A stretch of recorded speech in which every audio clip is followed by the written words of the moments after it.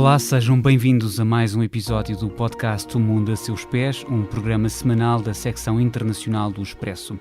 Eu sou o Hélder Gomes e nesta edição vamos debruçar-nos sobre as eleições legislativas na Polónia, o quinto país mais populoso da União Europeia e que está há alguns anos numa relação complicada com Bruxelas. Estamos a gravar domingo, 15 de outubro, cerca de uma hora após o encerramento das urnas, descritas como as mais importantes eleições desde a queda do comunismo na Polónia, em 1989.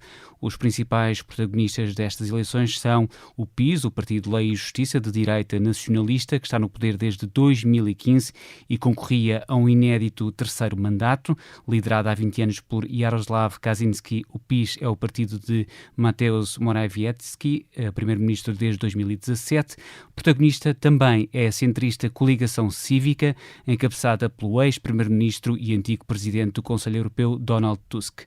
As projeções à boca das urnas colocam o PiS à frente, com 37% dos votos, mas sem condições aparentes para manter a maioria parlamentar de que goza atualmente. E Donald Tusk não tardou a reclamar vitória para a oposição.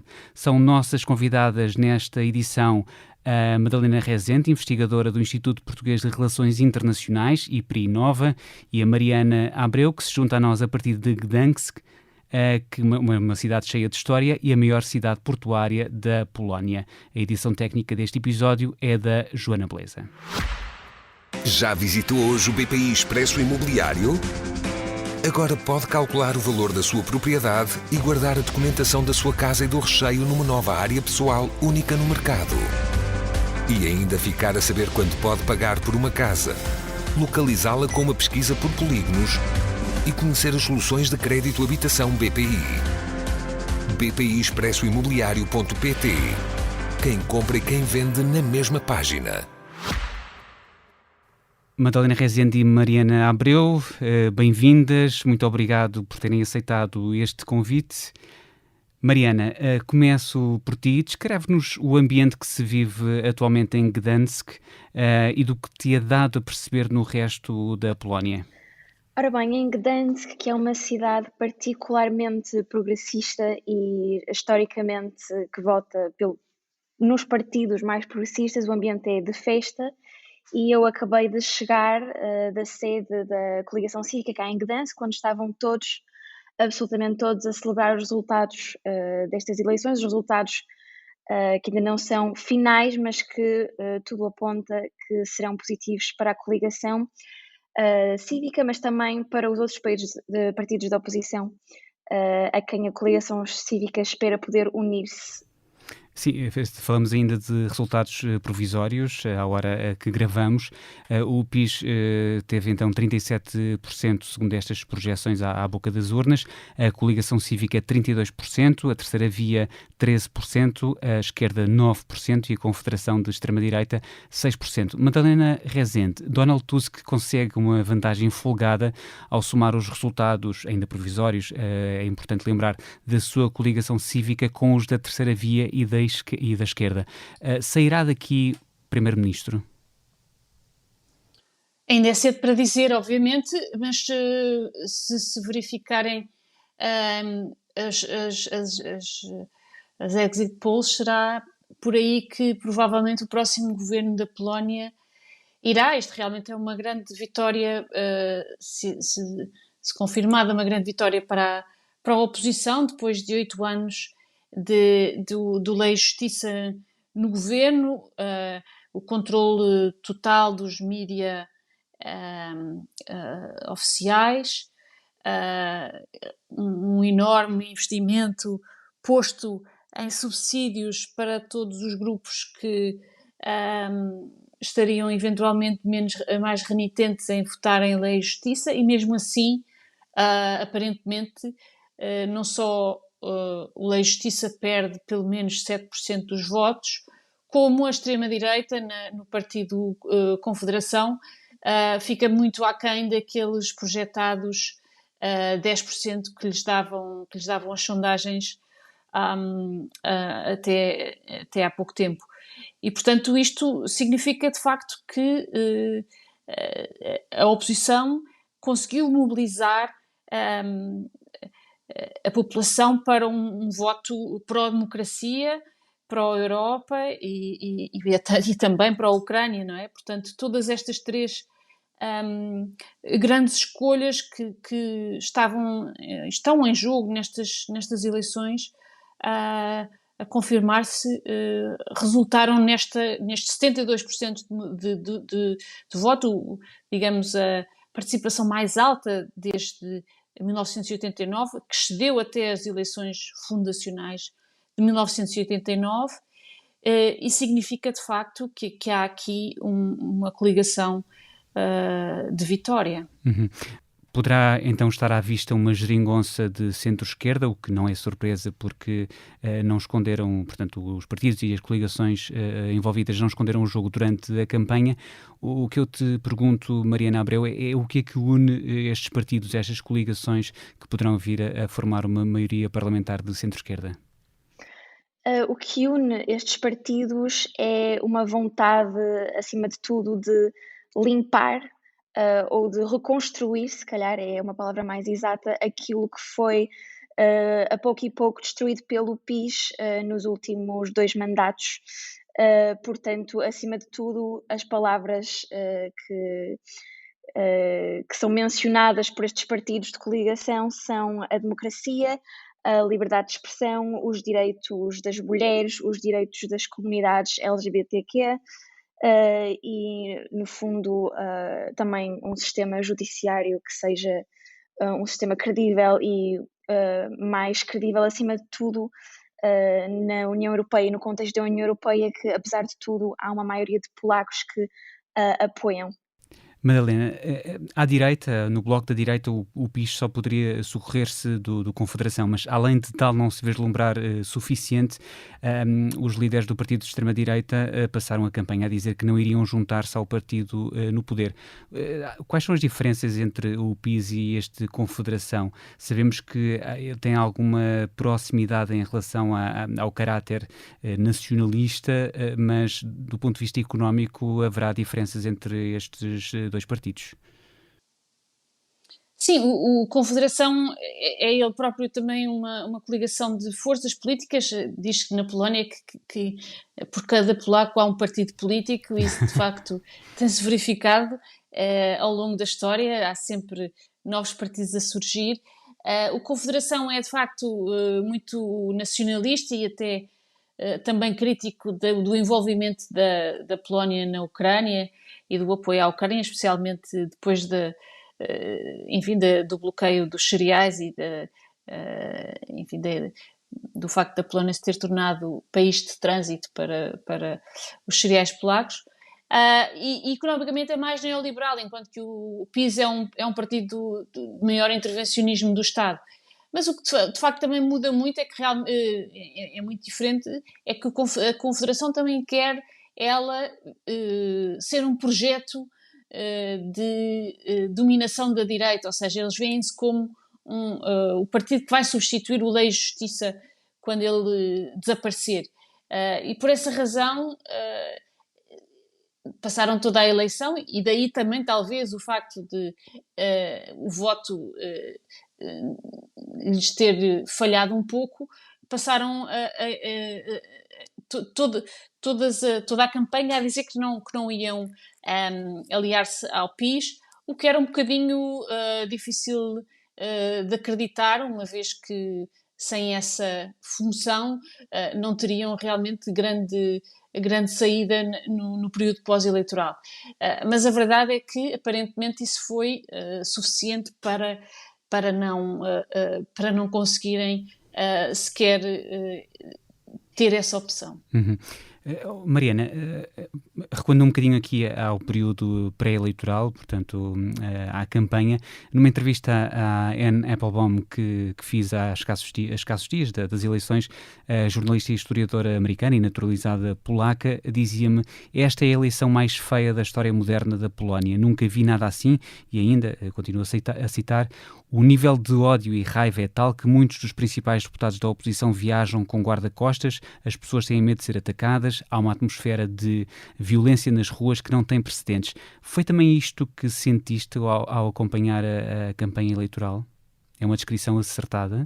Pois, a verdade é que eu tive os mesmos ecos da campanha por parte de pessoas que a fizeram até em Gdansk, e é dizer, porque, como eu dizia no início, Gdansk é uma cidade, apesar de tudo, progressista, onde os membros da oposição se sentem em casa, na verdade, não é? O Solidarno-nos nasceu aqui, Uhum. e falei com uma candidata chamada Paulina Filipovic, que é candidata por cá de Gdansk, e que dizia que nunca queria fazer campanha sozinha porque as pessoas podiam ser extremamente agressivas na rua com ela. Portanto, realmente foi ecos que também tive. E é interessante porque me parece que também às vezes a agressividade e um pouco dos dois lados, pelo menos a termos de táticas de campanha, é interessante como mesmo até a oposição tentou recuperar alguns argumentos que tradicionalmente eram argumentos de PIS, como argumentos anti-imigração, ou acentuar mais a campanha por momentos em sentimento de medo, para tentar recuperar alguns votos de outros partidos, como o PIS ou a Confederação. Madalena, depois desta campanha intensa e muito fratricida quase, há alguma hipótese de reconciliação do povo polaco consigo próprio? Ou seja, quando temos eleições muito divisivas, depois os resultados eleitorais acabam por inflamar muito a parte, no fundo, perdedora. E isso acaba por mergulhar muitas vezes os países num clima muito aguerrido lá está, de antagonismo. Haverá alguma forma de os polacos num futuro próximo aceitarem, integrarem os resultados, sejam eles quais forem, depois de contados todos os votos? Haverá alguma hipótese de reconciliação uns com os outros, ou a coisa vai continuar muito dividida, muito partida, e um país muito, muito partido? Bom, eu acho que em primeiro lugar temos que nos preocupar em se de facto a oposição tiver ganho a maioria, que o presidente... Bem, primeiro que o Tribunal Constitucional e a sua famosa Câmara que teria, quando foi criada, a Câmara de Controlo Extraordinário e Assuntos Públicos do Supremo Tribunal, que ela aprove de facto as eleições, porque foi criada exatamente para o propósito de eventualmente lhe ser dada esta incumbência de desafiar o resultado das eleições. Mas, enfim, pensando que esse obstáculo será ultrapassado, depois também teremos que ver o presidente a pedir à oposição para criar governo, isto depois de ter dado ao PIS a primeira hipótese e ter falhado, e o próprio Lei e Justiça aceitar esta derrota. Um amigo meu político dizia-me há uns dias: isto é basicamente a escolha entre eu ir para a prisão ou eles irem para a prisão. Ou seja, há aqui de facto uma captura completa do Estado por parte da Lei de Justiça nos últimos 8 anos, e desfazer esta captura do Estado vai ser extremamente complexo, vai ser um processo muito complicado, e não me parece que esta enorme divisão da Polónia, eu diria que nem é meio, não é ao meio, é um terço nacionalista, um terço liberal e um terço basicamente que não vota. Isto diminuiu nestas eleições, mas de facto tradicionalmente é muito alto a abstenção, e não me parece que haverá um momento de unificação pós-eleitoral. A Polónia foi-se polarizando no início dos anos 80, era um país muito unido à volta da transição, apesar dos muitos partidos que tinha, mas de facto, portanto, esta polarização à volta dos temas culturais, do nacionalismo versus o liberalismo europeísta, foi-se aprofundando a partir do ano 2000, e diria que o ponto de viragem foi em 2010, com o desastre de avião que matou quase 100 pessoas da elite polaca, incluindo o irmão do presidente Jarosław Kaczynski. E desde então, enfim, já lá vão 13 anos que esta polarização só se tem acentuado com o governo do Lei e Justiça, que realmente usa todos os meios para mobilizar os sentimentos nacionalistas, anti-europeus, mas também um pouco conservadores do ponto de vista dos costumes, e usa realmente usa o aparelho de Estado para nessa luta. Uhum. E precisamente Donald Tusk comprometeu-se ainda, por exemplo, no debate televisivo, que foi o único e que teve assim uma configuração algo bizarra, comprometeu-se mais uma vez nesse debate a tentar unir o país e a responsabilizar e chamar à justiça no fundo, os dirigentes do PIS que fizeram essa tal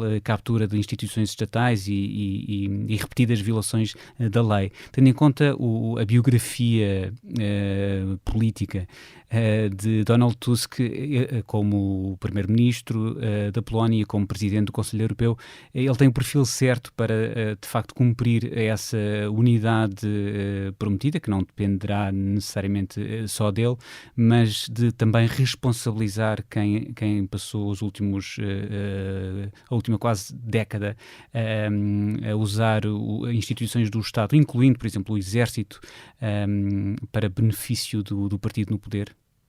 Parece-me que há vários sinais de que, não só de que há digamos, por parte da população, um grande cansaço em relação à lei e justiça. Vários episódios mostraram isso na última semana. A primeira foi, de facto, a grande manifestação que juntou quase 1 milhão de pessoas em Varsóvia. A semana passada, mesmo antes das eleições, houve também a demissão de vários generais das Forças Armadas polacas, que demonstraram também, do ponto de vista do exército, enfim, eles não deram nenhuma razão explícita, mas ficou implícito, obviamente, a grande oposição ao uso que o governo estava a fazer, nomeadamente do exército, e a oposição também às últimas posições em relação à ajuda polaca à Ucrânia. E, portanto, tudo isto vai depender exatamente de quão unificada a oposição fica. Parece-me que há boas chances desta coligação ser uma coligação relativamente forte. Uhum. E Tusk é, de facto, digamos, o líder que faltava à oposição. Ele voltou para a Polónia em 2021 exatamente para liderar nestas eleições. E o seu carisma e a sua experiência e, enfim, toda a sua figura parecem ter sido, de facto, cruciais para este resultado. Uhum. Mariana, em relação ao debate televisivo, que, como eu dizia, foi o único desta campanha eleitoral, ele teve algum impacto? Como é que foi recebido dos contactos que foste mantendo? Como é que ele foi recebido pelos eleitores potenciais, ou até por pessoas que estariam indecisas se deveriam ou não votar e poderão ter decidido naquela noite do debate num sentido ou no outro, tanto se vão ou não votar e já agora em que partido ou em que coligação votarão. No fundo, não tem sido um verdadeiro debate político, uma vez que as pessoas que faziam as perguntas trabalhavam na televisão estatal, que é dominada pelo PIS. Que impacto é que esse momento que muita gente descreveu como bizarro teve nos polacos, nos eleitores? Pois, a verdade é que me parece, pelo que me disseram, em todo o caso, que o debate teve pouco impacto, mas também terá tido pouco impacto porque já antes mesmo de acontecer, as pessoas não contavam que tivesse um grande impacto. Realmente há uma grande desilusão em relação aos mídia de Estado, que chamam os mídia de Estado cá na Polónia, em relação à televisão estatal polaca. A maior parte das pessoas antes do debate e depois do debate já contava que o debate não fosse verdadeiramente importante e a maior parte das pessoas com quem eu falei desde então disse que desclassificou até o debate como sendo propaganda, digamos assim. Tanto de um lado como do outro foram esses ecos que eu tive. O que, na verdade, é só mais uma crítica a este governo do PiS, e é uma das maiores críticas que é feita ao governo atual, tanto à esquerda como à direita, aliás, porque também falei com pessoas que contavam até votar Confederação. E que contavam votar Confederação porque, e cito, o PiS tinha transformado a Polónia numa ditadura e controlava todos os mídias. Portanto, isto dito por alguém, por um eleitor potencial da extrema-direita. Exatamente. Alguém que dizia, não tenho escolha, só posso votar neles porque o PiS transformou isto numa ditadura. A parte destas eleições, os eleitores polacos votaram também num referendo com 4 perguntas. À hora que estamos a gravar também já nos chegou a informação de que a taxa de participação foi de 40%, o que inviabiliza este referendo, uma vez que era necessário uma participação superior a 50%. Mas, Mariana, que consulta era esta? O que é que se perguntava e já agora em que condições foi realizado este referendo? Sei que houve também muitas críticas relativamente à forma como esta consulta foi realizada. Portanto, foi um referendo que tinha 4 perguntas. Uma delas, que foi até a que mais foi divulgada nos mídias ocidentais, era sobre o tema da imigração, e até tenho aqui, posso ler, a pergunta apoia a admissão de milhares de imigrantes ilegais do Médio Oriente e de África ao abrigo do mecanismo de deslocalização forçada imposto pela burocracia europeia? Ponto de interrogação. E, portanto, havia mais 3 perguntas, uma sobre as pensões, se não me engano, e todas estas, portanto, a crítica que lhes era feita era que eram todas postas com já uma orientação, era como se estivéssemos a fazer uma pergunta cuja resposta já estava na pergunta, porque quando se pergunta se quer aceitar milhares de imigrantes ilegais, toda a gente, ou quase toda a gente, diria Sim, está não. a condicionar a resposta, claro. Exato, e todos os especialistas com quem falei, os politólogos, diziam que de um ponto de vista do Estado de Direito, uma pergunta de referendo deste tipo nunca poderia sequer ser aceito do ponto de vista jurídico noutro país europeu, numa democracia europeia, porque rompe todos os estándares da neutralidade. Madalena, antevê que o presidente da Polónia, o presidente Duda, que também está ligado ao PiS, obstaculize de alguma forma a formação de um governo liderado por Donald Tusk. Naturalmente que ele tem de seguir uma série de procedimentos. Aliás, temos acompanhado o longo processo em Espanha. No caso, é um monarca quem tem de seguir esses procedimentos, mas, portanto, constitucionalmente, Duda tem de convidar a formar governo o partido mais votado, que no caso é o PiS. Mas não havendo a hipótese de formar uma maioria parlamentar portanto, um governo, eu perguntava então se, dada esta proximidade ao PiS, se Duda irá criar obstáculos a Donald Tusk. É difícil de prever, é uma daquelas perguntas de $1 milhão. Como já disse, há uma grande probabilidade de o PiS tentar obstaculizar a formação deste governo. Para eles o preço é muito alto de perder as eleições. Em muitos casos, como sabemos, muitos deles arriscam a prisão. Duda, contudo, já anteriormente, e quando os resultados eleitorais começaram a ser desfavoráveis ao Lei e Justiça, mostrou algum distanciamento por vezes, e alguma independência face ao partido, exatamente também, penso eu, na tentativa de encontrar o seu papel num cenário em que o governo mude de mãos. Agora, é muito difícil de prever o que é que ele vai fazer. Obviamente que esperamos todos que ele será um presidente constitucional e que irá seguir a Constituição e que consiga, se as sondagens enfim, forem confirmadas pelos resultados eleitorais, que a oposição consiga chegar a formar governo. Exato, e até porque mesmo tendo em conta que são resultados provisórios, ainda assim é difícil que mudem da noite para o dia e virem completamente o jogo e deixem de permitir que as forças de centro-esquerda coligadas formem uma maioria parlamentar. Mas, de facto, há ainda a perspectiva, ou falava-se muito da perspectiva eventual na impossibilidade de formar governo, tanto um bloco como o outro, haveria eleições na primavera do próximo ano. Esse cenário, em princípio, está absolutamente posto de parte. Madalena? Sim, é esse. Ou seja, os resultados têm uma folga tão grande. Agora no domingo à noite.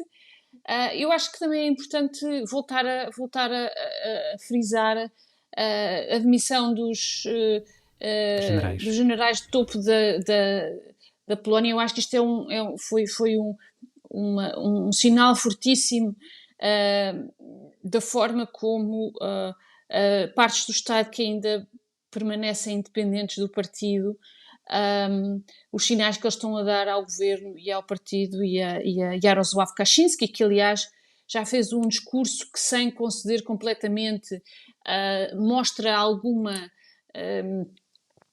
mostra flexibilidade, ou melhor, mostra estar a aceitar o resultado das eleições.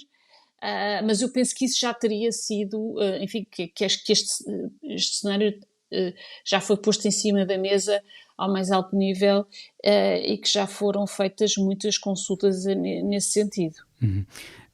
Estas eleições acontecem 2 semanas das eleições na Eslováquia, que elegeram Robert Fico, que também já tinha sido primeiro-ministro pelo menos um par de vezes na Eslováquia. Começou por liderar um partido que se dizia de centro-esquerda, mas houve ali um deslize para uma vertente mais nacionalista e, no caso da guerra na Ucrânia, absolutamente pró-russa.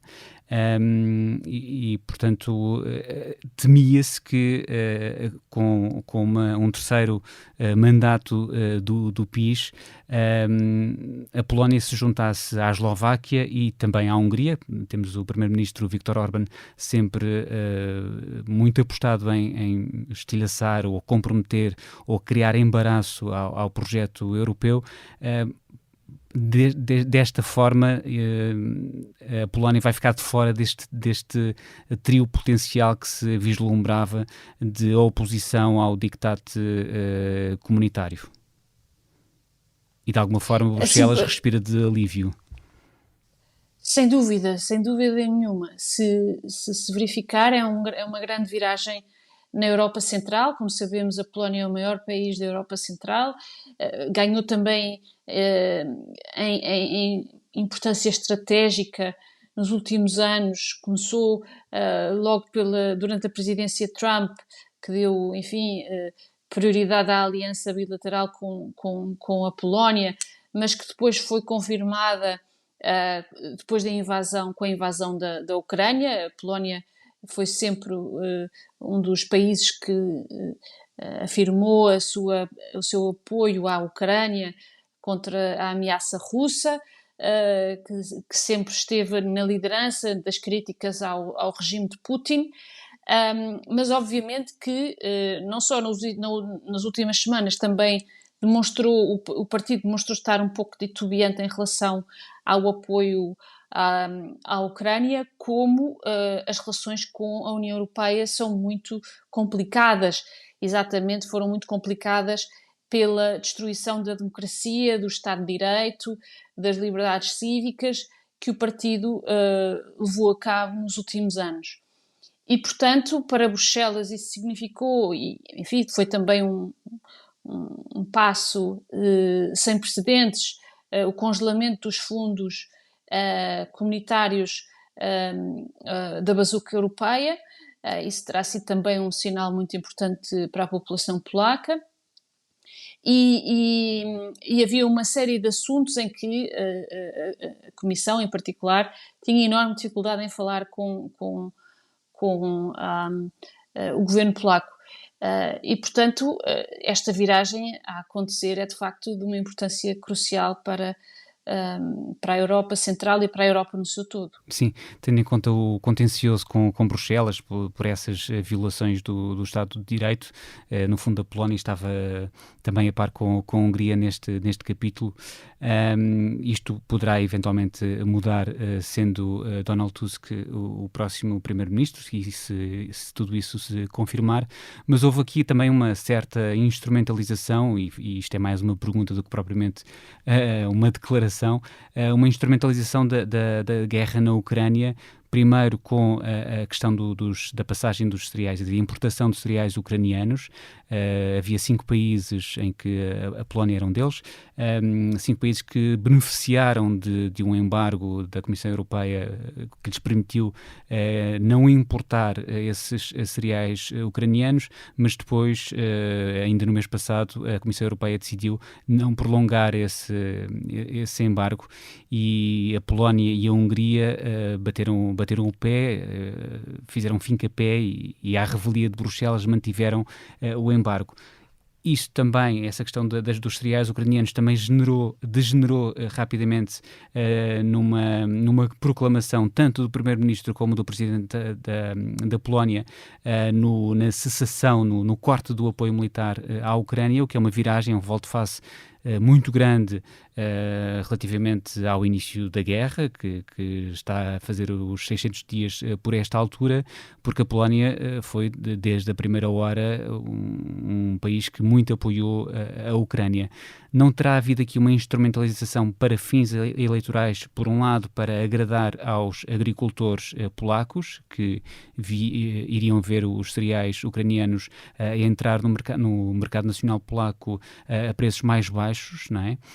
E também em relação a este apoio militar à Ucrânia. Houve aqui, de facto, uma instrumentalização de uma guerra que tem feito muitas vítimas e que é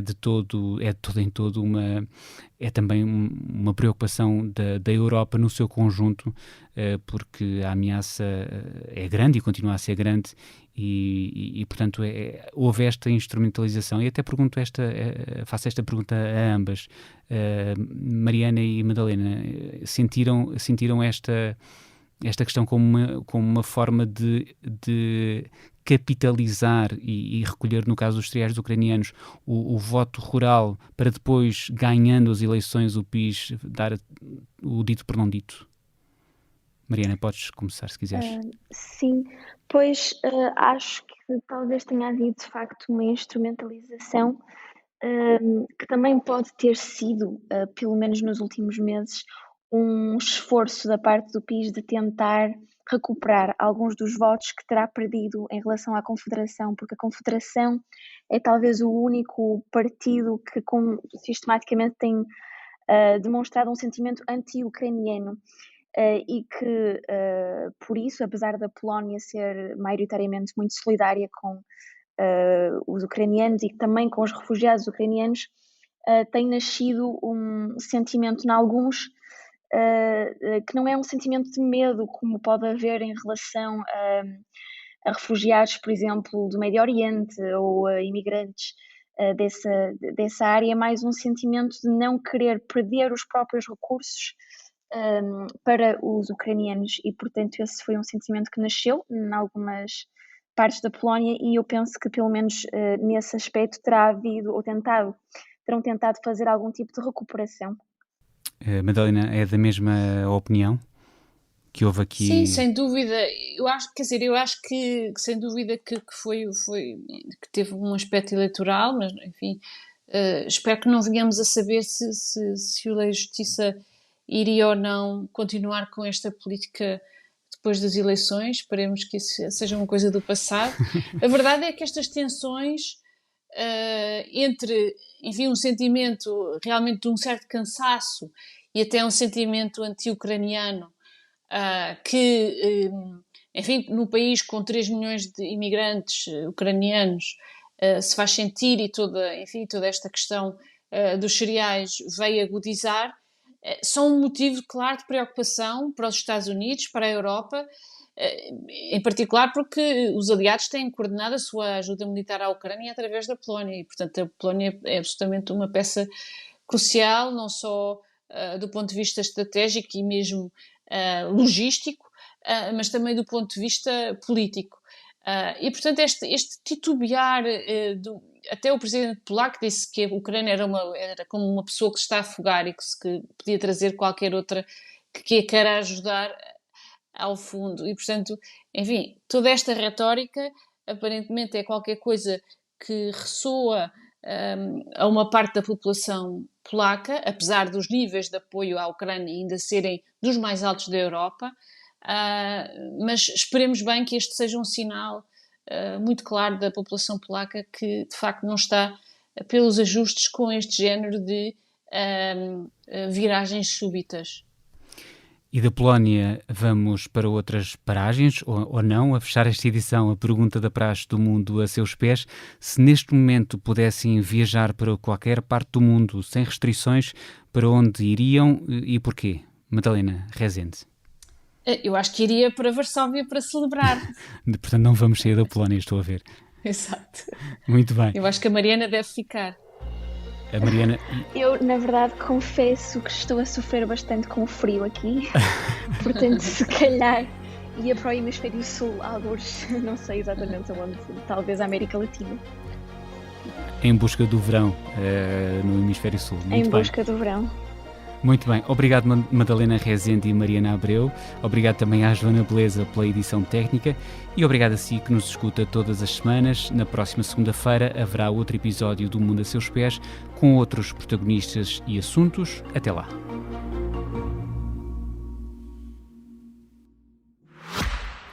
Já visitou hoje o BPI Expresso Imobiliário? Agora pode calcular o valor da sua propriedade e guardar a documentação da sua casa e do recheio numa nova área pessoal única no mercado. E ainda ficar a saber quanto pode pagar por uma casa, localizá-la com uma pesquisa por polígonos e conhecer as soluções de crédito habitação BPI.